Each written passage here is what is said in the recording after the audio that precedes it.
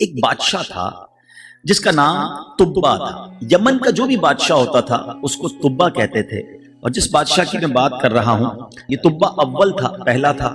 یہ بادشاہ بڑا کمال کا بادشاہ تھا، پوری دنیا کا اس نے سفر کیا، اور جہاں بھی جاتا اس جگہ پر وہاں کے 10 علماء کو اپنے لشکر میں شامل کر لیتا۔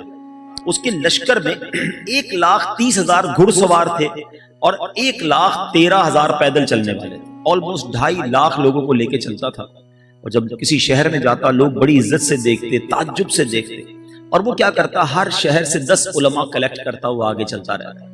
اینڈ آف دا ڈے اس کے پاس 4,000 علماء جمع ہو گئے، اس مذہب کے اس وقت کے اہل کتاب کے۔ گھومتے گھومتے گھومتے مکہ پاک پہنچے۔ جب مکہ شریف پہنچے تو مکے والوں نے اس کی کوئی آؤ بھگت نہ کی، کوئی اس کی جو ہے وہ خدمت نہ کی، تو اسے بڑا غصہ آیا کہ یہ کیسے لوگ ہیں، یہ مکے والے کیوں ایسے ہیں کہ ہمارے لشکر کا نہ استقبال کیا، نہ ہمیں کوئی اکرام دیا، نہ کوئی دعوت کی۔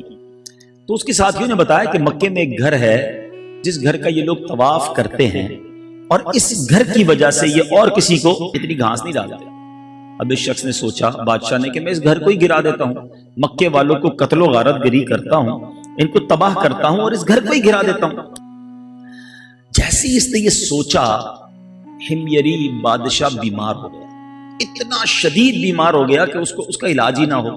بڑے بڑے حکیم آئے، بڑے بڑے لوگ آئے، تو بادشاہ کو کہا کہ معاملہ کچھ اور لگتا ہے، یہ تمہاری بیماری نہیں، کچھ اور ہو گیا ہے تمہیں۔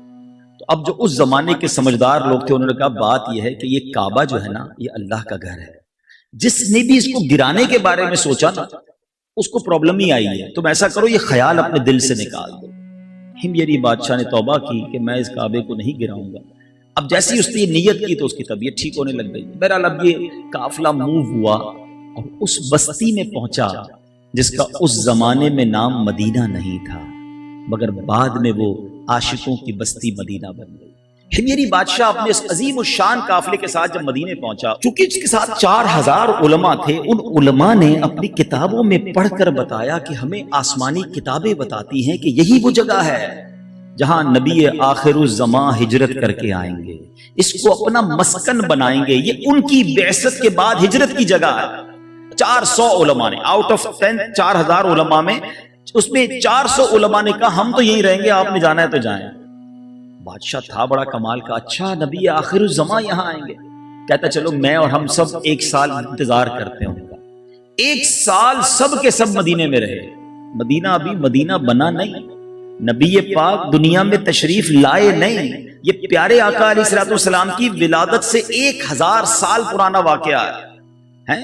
اب کیا ہوا، 1 ایئر انہوں نے وہاں پر انتظار کیا۔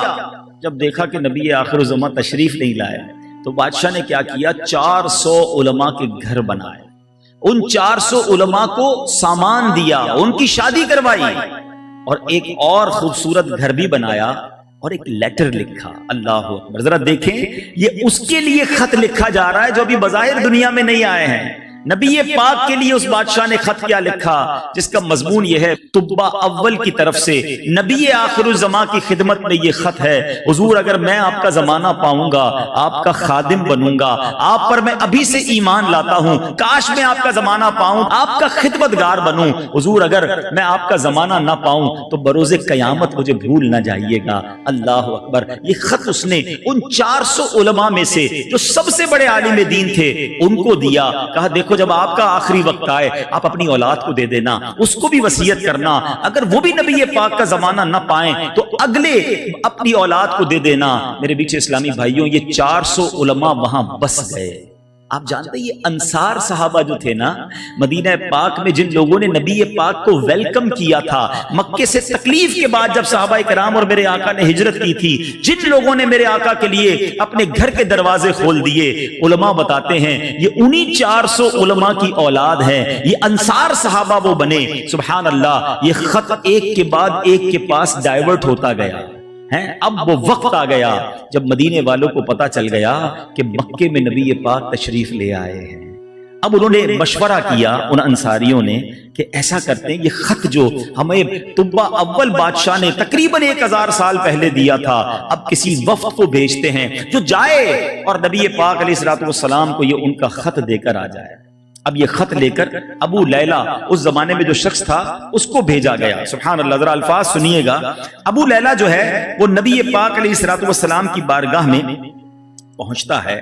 نبی پاک بنو سلیم کے قبیلے میں تشریف فرما تھے. جیسے ابو لیلہ نبی پاک کے قریب پہنچا, میرے آقا فرماتے انت ابو لیلہ, تم ابو لیلہ. وہ حیران ہو گیا کہ میں نے تو ابھی تعارف ہی نہیں کرایا, یہ کیسے ہیں, کتنی کمال کی شخصیت ہے کہ میرے تعارف کرانے سے پہلے نبی پاک نے فرمایا کہ تم ابو لیلہ ہو. وہ کہتا ہے جی حضور میں ہی ابو لیلہ ہوں. تو نبی پاک فرماتے ہیں وَمَعَكَ كِتَابُ طُبْعِ الْأَوَّلِ, تمہارے پاس طبع اول کا ایک مکتوب موجود ہے جو میرے لیے تمہارے پاس ہے. اللہ اکبر. ابو لیلہ اور حیران ہو گئے, 1000 سال پہلے وہ خط لکھا گیا ہے اور نبی پاک میرا نام بھی بتا رہے ہیں, اس شخص کا نام بھی بتا رہے ہیں. اب جب خط آ گیا, میرے آقا علیہ الصلوۃ والسلام نے صحابہ کی مجلس میں صدیق اکبر رضی اللہ تعالیٰ عنہ سے کہا اے ابو بکر ذرا سب کو یہ خط پڑھ کر سناؤ. صحابہ کی مجلس میں وہ خط پڑھا گیا, وہ عشق بھرا خط کہ حضور میں آپ کا غلام, میں آپ کا زمانہ پاتا تو آپ کا خادم بنتا, مگر حضور میں دنیا میں نہ رہوں تو مجھے قیامت کے دن بھول کر نہ جانا. اللہ اکبر. سنو میرے آقا علیہ الصلوۃ والسلام نے کیا فرمایا. فرماتے ہیں مرحبا بالاخ الصالح, 3 بار فرمایا میرے آقا نے کہ نیک بھائی کو خوش آمدید, نیک بھائی کو خوش آمدید. نبی پاک علیہ الصلوۃ والسلام نے اب ابو لیلہ انصاری کو مدینے واپس لوٹا دیا. اے میرے میٹھے اسلامی بھائیوں, اب ہجرت کی گھڑی آئی. نبی پاک مدینہ پاک میں داخل ہوئے, طلع البدر علینا کی صدائیں ہیں. میرے آقا علیہ الصلوۃ والسلام کا بھرپور استقبال ہوتا ہے. ہر صحابی چاہتا ہے حضور میرے گھر آئیں. یہ پاک نے حکم دیا یہ اونٹنی جہاں رکے گی وہی میرا ٹھکانہ ہوگا. اونٹنی گھومتے گھومتے اب کہاں رکتی ہے. سبحان اللہ, حضرت ابو ایوب انصاری رضی اللہ تعالیٰ عنہ کے مکان پر رکتی ہے. اے میرے میٹھے اسلامی بھائیوں, یہ تو آپ نے سنا تھا کہ سیدنا ابو ایوب انصاری میزبان رسول بنے, مگر آؤ میں آپ کو ایک اور حقیقت بتاتا ہوں. یہ وہی صحابی ہیں جو اسی عالم دین کی اولاد سے تھے جن کو نبی پاک کا گھر تحفے میں دیا گیا تھا کہ یہ والا جو مکان ہے نا, طبع اول نے کہا تھا یہ میرے آقا کے لیے ہے, یہ انہیں پیش کرنا.